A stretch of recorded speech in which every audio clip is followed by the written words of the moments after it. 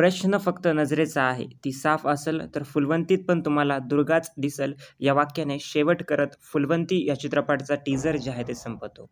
येत्या 11 ऑक्टोबरला हा मूव्ही जो आहे प्रेक्षकांच्या भेटीस येणार आहे आणि फायनली चित्रपटाचा टीझर जे आहे ते रिलीज झालेला आहे आणि जेव्हा पोस्टर आणि अनाउन्समेंट्स रिलीज झाल्या होत्या तेव्हाच मी म्हटलं होतं तुम्हाला, की हा चित्रपट जो आहे नक्कीच एक वेगळ्या कॅटेगरीचा आहे. एक नक्कीच वेगळे व्हिज्युअल्स, एक वेगळं काहीतरी आपल्याला बघावयास भेटेल आणि टीझरमध्ये ती अपेक्षा जी होती माझी ती पूर्ण होताना दिसलेली आहे.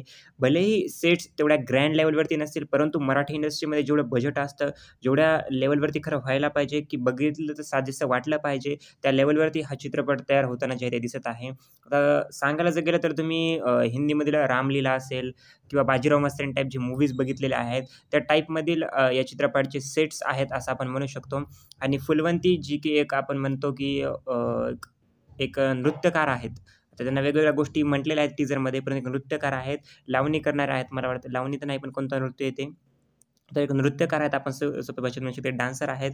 त्यांना डान्स करण्यासाठी वेगवेगळे राजे महाराजे आमंत्रण देऊनही ते येत नाहीत. इतक्या मोठ्या लेव्हलवरती त्यांचा डान्सचा क्रेज आहे, नृत्याचा क्रेज आहे असं आपण म्हणू शकतो. आणि त्यामध्ये परत मग एंट्री होते ती कश्मीर महाजनी यांच्या कॅरेक्टरची आणि परत आणखी एक मेन कॅरेक्टर आहे स्नेहल तरडे यांचं देखील कॅरेक्टर दिसत आहे.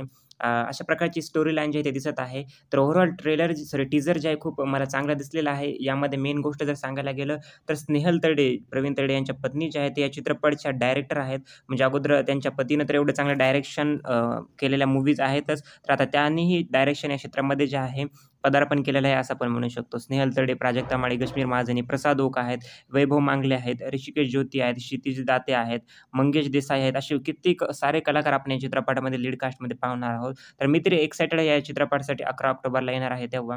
नक्कीच चांगला परफॉर्मन्स हा चित्रपट बॉक्स ऑफिसवरती करू शकतो. तुम्हाला टीझर कसा वाटला व कसा नाही नक्की कमेंट सेक्शनमध्ये सांगा. Thank you.